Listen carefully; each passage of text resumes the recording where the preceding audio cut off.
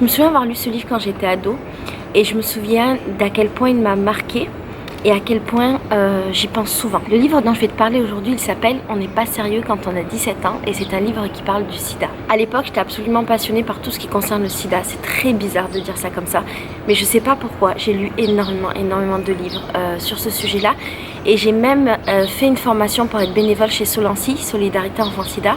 J'étais une des plus jeunes, si ce n'est la plus jeune de France à avoir accès à cette formation parce qu'il fallait être majeur et je crois que j'avais 15 ou 16 ans et j'ai gratté pour pouvoir le faire et j'ai tellement gratté qu'ils m'ont dit ok et j'ai adoré cette formation, j'ai trouvé ça génial et donc voilà, j'étais dans cette période où je lisais tous les livres sur cette thématique et je suis tombée sur ce fameux « On n'est pas sérieux quand on a 17 ans ». L'histoire du livre, c'est celle de Barbara qui raconte sa plus grande et sa dernière histoire d'amour. Elle raconte comment à 17 ans, elle est tombée folle amoureuse d'un garçon qui lui a transmis le virus du sida. Et comment elle l'a découvert et comment il lui a jamais dit. C'est un livre qui m'a bouleversée parce que 17 ans, c'est l'âge où on commence à avoir une vie amoureuse et éventuellement une vie sexuelle. Et de tomber sur ce livre à cette époque-là, c'était une véritable prise de conscience sur des risques et sur cette maladie. Je ne vais pas dire qu'à l'époque je connaissais pas, je connaissais très bien, mais le fait que ce soit une personne qui en parle, qui le raconte, que ce soit un personnage réel, le fait qu'elle ait 17 ans, le fait que ce soit une fille, le fait que ce soit sa première histoire, c'était assez nouveau pour moi et c'est pour ça que ça m'a énormément marqué. Ça m'a fait comprendre qu'en fait le sida c'était une maladie qu'on pouvait avoir un premier rapport sexuel et je me souviens qu'à l'époque j'étais plutôt conditionnée à penser que le sida c'était une maladie pour les drogués, les homosexuels. En tout cas à l'époque, ça remonte à longtemps. Ça remonte à quasiment 15 ans. Mais à l'époque, c'était l'image que je m'en faisais et c'était l'image qui était facilement relayée. J'ai eu beaucoup d'émotions autour de ce livre. Je me rappelle avoir beaucoup pleuré parce que c'est un livre qui parle d'amour. C'est ça qui est terrible, c'est un livre qui parle d'amour et qui parle de mort, qui parle de maladie.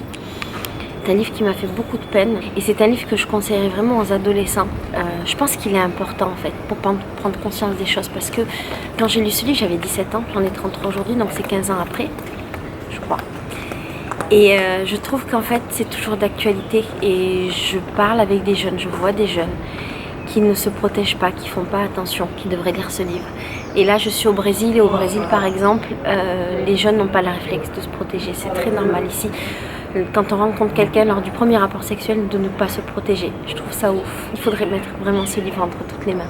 Barbara Samson, c'est un personnage marquant parce qu'en fait, c'est elle qui est intervenue lors du premier SIDAction de 94 pour parler de sa maladie. Et c'était une des premières femmes à parler. Elle était jeune et c'était une des premières filles à dire qu'elle avait été contaminée lors d'un de ses premiers rapports sexuels.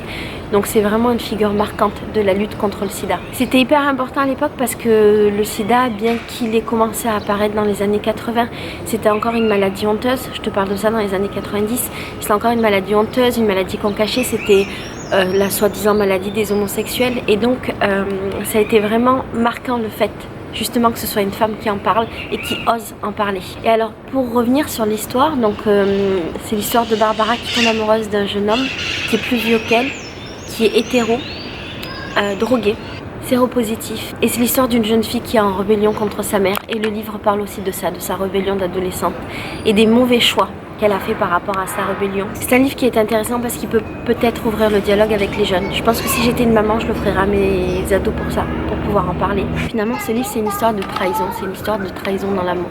Ce qui est peut-être une des plus grosses trahisons. Voilà, je t'ai dit à peu près tout ce dont je me souviens de ce livre. Je te conseille vraiment de le lire. Si le sujet t'intéresse, si t'es une ado, si t'es un parent, si t'es un adulte, tu peux le lire, il est vraiment bien.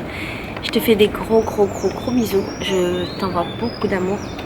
J'envoie beaucoup d'amour, surtout à toutes les personnes qui sont victimes de cette maladie, qu'elles soient séropositives ou qu'elles aient contracté le virus du sida. J'envoie beaucoup d'amour aux personnes qui luttent pour pouvoir faire de la prévention de cette maladie.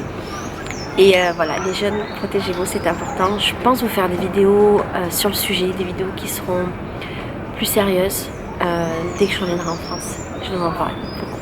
Je vous embrasse très fort.